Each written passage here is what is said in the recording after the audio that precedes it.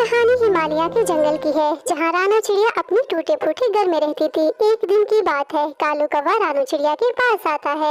रानू चिड़िया, तुम अपना घोंसला किसी ऊंचे पेड़ पर बना लो। मुझे खबर मिली है कि जंगल में बाढ़ आने वाली है।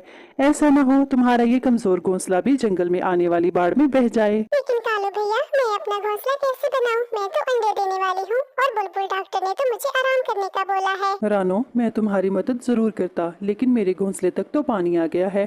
मुझे तो खुद अपना घोंसला ऊंचे पेड़ पर बनाना है, तो मैं तुम्हारी मदद नहीं कर सकता। ये कहते हुए कालू कौवा वहाँ से चला जाता है और रानू चिड़िया सोच में पड़ जाती है कि अब मैं क्या करूं। बारिशों का मौसम शुरू होने वाला है, इसलिए सारे पक्षी तो अपने अपने घोंसले बनाने में लगे हुए हैं। पता नहीं कोई मेरी मदद करेगा भी कि नहीं, लेकिन मैं ऐसे करती हूँ, मैं तोते भैया के पास चली जाती हूँ, शायद वो मेरी कुछ मदद कर दे। ऐसा सोचते हुए रानू चिड़िया मिट्टू तोते के घर की तरफ जाती है।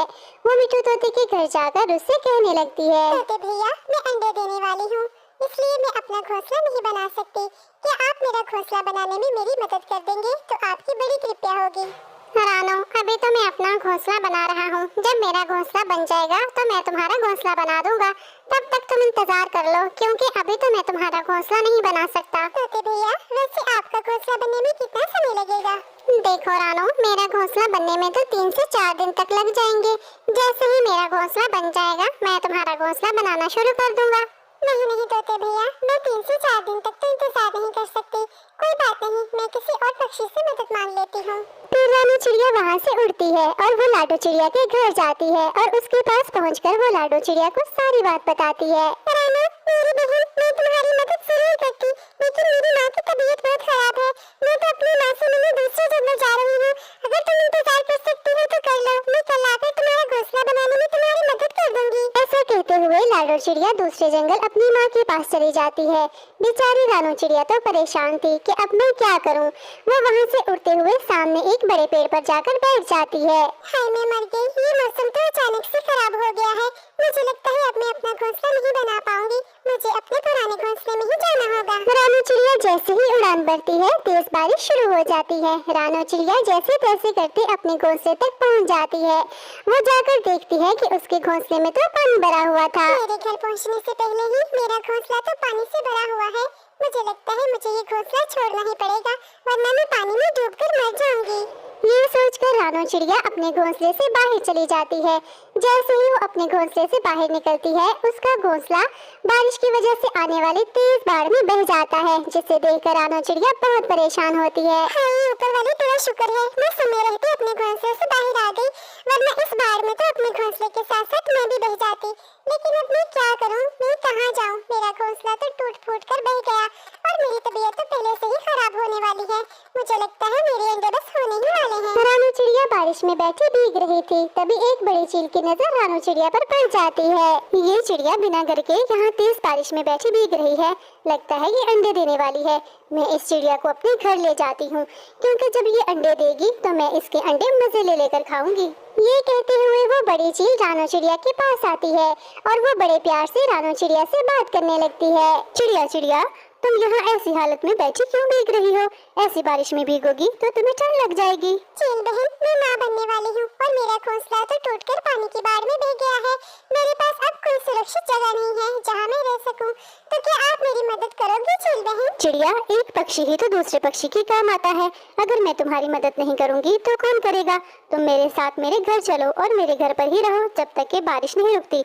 वहाँ तुम्हें हर चीज मिलेगी, तुम्हें किसी चीज की कोई कमी नहीं होगी।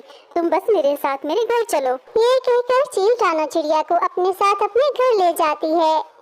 रानू चिड़िया, तुम इस घोंसले में रहो, अब से ये तुम्हारा घोंसला है। अगर तुम्हें किसी चीज की जरूरत हो तो तुम मुझे आवाज दे देना, मैं तुरंत आ जाऊंगी। चील बहन, आपका बहुत बहुत धन्यवाद, जो आपने मुश्किल समय में मेरी इतनी मदद की। मैं आपका ये एहसान कभी नहीं भूलूंगी। चिड़िया, ये तुम कैसी घरों वाली बातें कर रही हो? मैं तुम्हारी बड़ी बहन जैसी हूँ, एहसान की कोई बात नहीं है। तुम अपना ध्यान रखना, और हाँ, जैसे ही तुम्हारे अंडे हो जाएं, तुम मुझे जरूर आवाज दे देना। ऐसा कहते हुए बड़ी चील अपने घोंसले में चली जाती है और रानू चिड़िया भी सुख का सांस लेती है कि अब वो सुरक्षित जगह पर है। रानू चिड़िया जल्दी से उस घोंसले में बैठ जाती है। उसे लग रहा था कि उसके अंडे तो बस होने ही वाले हैं। तभी उसे चील के पति की आवाज सुनाई देती है। तुम इतनी दयालु कब से हो गई हो जो तुम इस चिड़िया को घर के अंदर ले आई हो? मैं अभी जाकर उस चिड़िया को भगा कर आता हूँ। नहीं नहीं पति जी, आप उसे यहाँ से नहीं भगा सकते। वो चिड़िया अंडे देने वाली है और मैं तो उस चिड़िया के अंडे खाने के लिए उसे यहाँ लेकर आई हूँ। अरे पत्नी जी, क्या कहा? वो चिड़िया अंडे देने वाली है? हाँ हाँ पति जी, वो चिड़िया अंडे देने वाली है। जैसे ही वो अंडे देगी तो हम बहुत मजे ले लेकर इस बारिश के मौसम में उसके अंडे खाएंगे, इसीलिए तो मैं उसे लेकर आई हूँ। वाह पत्नी जी, तुम्हारे अंदर तो बड़ा दिमाग है। मैंने तो ऐसा कभी सोचा भी नहीं था जैसा तुमने कर दिखाया। वो दोनों पति पत्नी आपस में बातें कर रहे थे कि तभी रानो चिड़िया उनकी सारी बातें सुन लेती है। हाय मैं मर गई, ये दोनों तो मेरे अंडे खाने की प्लानिंग कर रही हैं। अभी तो मैंने अंडे दिए भी नहीं। मुझे कैसे भी करके यहाँ से भागना ही होगा, नहीं तो अगर मेरे अंडे हो गए तो ये दोनों जालिम तो मेरे अंडों को खा जाएंगे। ऐसा कहते हुए रानो चिड़िया वहाँ से भाग निकलती है और वो एक दूसरे पेड़ पर जाकर बैठ जाती है। हाय ऊपर वाले, अब मैं कहाँ जाऊँगी? ये बारिश तो रुकने का नाम ही नहीं ले रही। मेरे पेट में भी बहुत दर्द हो रहा है। मैं किसी भी समय अंडे दे सकती हूँ। ऊपर वाले प्लीज मेरी मदद करो। रानो चिड़िया बैठी अपने आप से बातें कर रही थी, तभी एक बादल बरसता हुआ उसके पास आता है। रानो चिड़िया, तुम इतनी परेशान क्यों लग रही हो? अगर तुम्हें कोई चिंता है तो तुम मुझे बताओ। बादल भैया, मेरे पेट में बहुत दर्द हो रहा है। मैं अंडे देने वाली हूँ और बारिश भी कितनी तेज है। मेरा घर भी तेज बाढ़ में बह गया है और मेरे पास रहने के लिए कोई सुरक्षित जगह नहीं।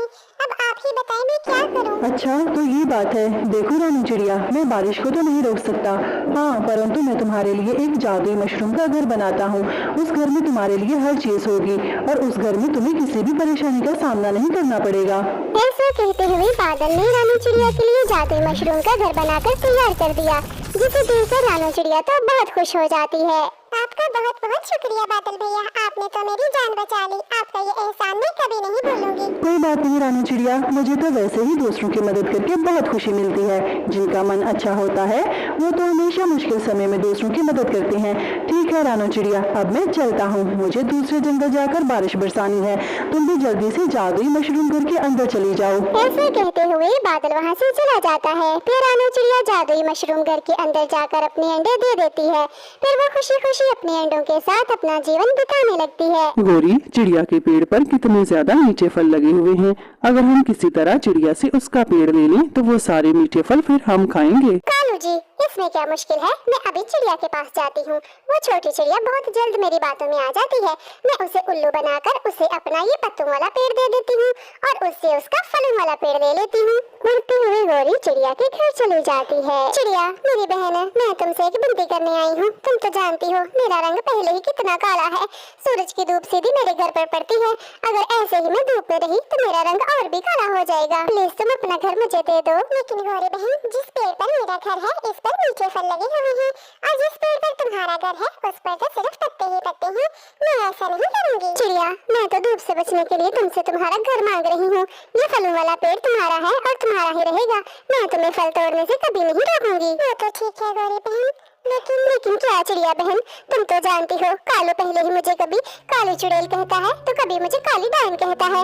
अगर ऐसे ही मैं धूप में सिकती रही तो मैं इससे भी काली हो जाऊंगी। फिर ऐसा ना हो वो मुझे घर से निकाल दे और दूसरी शादी कर ले। तुम ही मेरे दुख को समझ सकती हो चिड़िया। चिड़िया सीधी सादी थी, वो गौरी कवि की बातों में आ जाती है।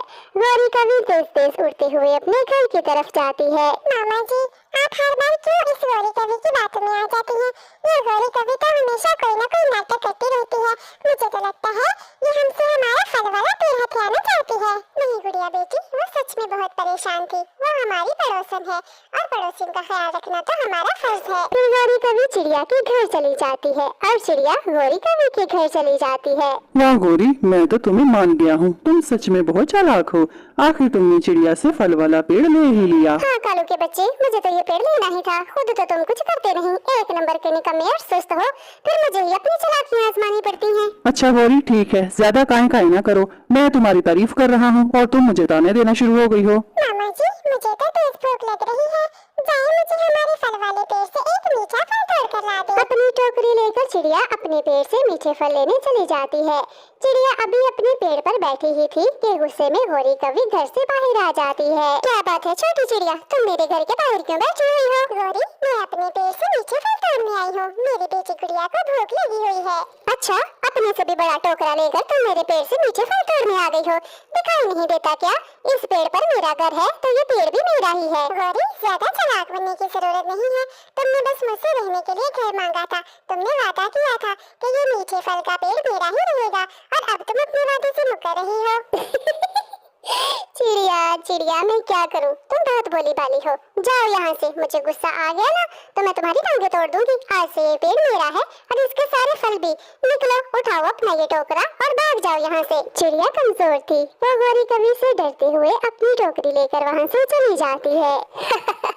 उल्लू बनाया मुझे बड़ा मजा आया, उल्लू बनाया मुझे बड़ा मजा आया। गुड़िया बेटी, आपने ठीक ही कहा था, वो गौरी कवि बहुत चालाक है। उसने धोखे से हमारा फल वाला पेड़ हमसे ले लिया है। अब क्या करेंगे, दाना लेने तो अब बहुत दूर जाना पड़ेगा। अब हम कुछ भी नहीं कर सकते मामा जी, मैंने तो आपसे पहले ही कहा था, ये गौरी आंटी कभी हमारे साथ कुछ भी अच्छा नहीं करती। हाँ गुड़िया बेटी, आप ठीक कह रही हो, अब तो हम सच में कुछ नहीं कर सकते। आप चिंता ना करो, आप घर में रहो, मैं आपके लिए दाना लेकर आती हूँ। जैसे ही चिड़िया अपने घर से दाना लेने के लिए निकलती है, अचानक तेज बारिश शुरू हो जाती है। चिड़िया वापस मुड़ती है और अपने पेड़ के नीचे बैठ जाती है। बारिश के साथ साथ पेड़ के पत्तों से लाल रंग का पानी निकलने लगता है। जैसे ही वो लाल रंग का पानी चिड़िया के पंख पर पड़ता है तो चिड़िया के पंख लाल हो जाते हैं। अरे मेरे पंख कैसे लाल हो गए? अच्छा, तो अब मैं समझी, जिसे कालू कौवा और गौरी बेकार समझ रहे थे वो एक मेहंदी का पेड़ है। ये तो मेरे बहुत काम आएगा। खुश होकर चिड़िया अपने घर के अंदर चली जाती है। बारिश भी बहुत तेज थी। मामा जी, आपके ये लाल पंख कितनी सुंदर लग रहे हैं, लेकिन आपके ये पंख लाल कैसे हो गए? गुड़िया बेटी, ये लाल पंख इस पेड़ के कारण हुए हैं जिस पर हमारा घर है। कालू और गौरी इस पेड़ को बेकार समझ रहे थे, लेकिन ये तो एक मेहंदी का पेड़ है। जैसे ही बारिश रुकेगी हम इसके पत्ते तोड़कर सुखाएंगे, फिर उनकी मेहंदी बनाकर उसे बाजार में बेचेंगे। गुड़िया बेटी, इस काम से हमें बहुत ज्यादा मुनाफा होगा। ये तो सच में बहुत अच्छी खबर है मामा जी। देखा मामा जी, किसी के साथ बुरा नहीं करते, ऊपर वाला उनके साथ भी बुरा नहीं होने देता। हाँ गुड़िया बेटी, आप ठीक कह रही हो। अब जब कालू और गौरी को इस मेहंदी के पेड़ का पता चलेगा ना, फिर देखना उनको कैसी जलन होगी। दूसरी तरफ तेज हवा और बारिश की वजह से कालू और गौरी के पेड़ से सारे मीठे फल गिर जाते हैं। सारे मीठे फल बारिश के पानी में खराब हो जाते हैं। जैसे ही अगली सुबह होती है, चिड़िया अपने पेड़ से पत्ते उतारती है। वो उन पत्तों को धूप में सुखाती है और चक्की में डालकर उनसे मेहंदी पीस लेती है। कालू जी, अब तो हमारा पेड़ भी चिड़िया के पेड़ जैसा ही हो गया है, सिर्फ पत्ते ही पत्ते, एक भी मीठा फल नहीं रहा ऊपर। कोई बात नहीं गौरी, फल खत्म हो गए तो फिर क्या हुआ। मुझे तो ये चिड़िया का नरम नरम घोंसला बहुत पसंद है, मैं नहीं जाने वाला इसे छोड़कर। हाय हाय बुड्ढे निकम्मे, तुम्हें तो बस आराम की ही पड़ी रहती है। पड़े रहो हाँ इस नरम घोंसले में, तो जब भूख लगेगी ना फिर ये नरम घोंसला ही अपने पेट पर बांध लेना। दूसरी तरफ चिड़िया अपनी मेहंदी लेकर उसे बेचने जंगल चली जाती है। मेहंदी ले लो मेहंदी, लाल तेज रंग की मेहंदी, मिलावट के बगैर मेहंदी, ऐसी मेहंदी और कहीं से नहीं मिलेगी। आप पक्षियों, अपने पंख रंगने के लिए मेहंदी ले लो मेहंदी। चिड़िया से पहले जंगल में और कोई भी पक्षी मेहंदी नहीं बेचता था, इसलिए चिड़िया की आवाज सुनते ही सभी पक्षी चिड़िया से मेहंदी खरीदने आ जाते हैं। ये सब देखकर कालू कवि और गौरी कवि को तो बहुत जलन होती है। मेहंदी बेचने के काम से रानू चिड़िया को बहुत अच्छा मुनाफा होता है, जिससे रानू चिड़िया अपने लिए एक बहुत ही सुंदर घर बनाती है और अपनी बेटी गुड़िया को एक बहुत ही सुंदर सा झूला दिलाती है। इस तरह से मम्मा चिड़िया और उसकी बेटी गुड़िया खुशी खुशी अपना जीवन बिताने लगती हैं। प्यारे बच्चों, आपको आज की ये वीडियो कैसी लगी कृपया कमेंट करके जरूर बताएं। आपके कमेंट और लाइक हमारे हौसले को बढ़ाते हैं। प्यारे बच्चों, इस वीडियो को लाइक करें, अपने दोस्तों के साथ शेयर करें और इस तरह की मजेदार कहानियाँ देखने के लिए अभी हमारा चैनल सब्सक्राइब कर लें। Thank you, bye bye.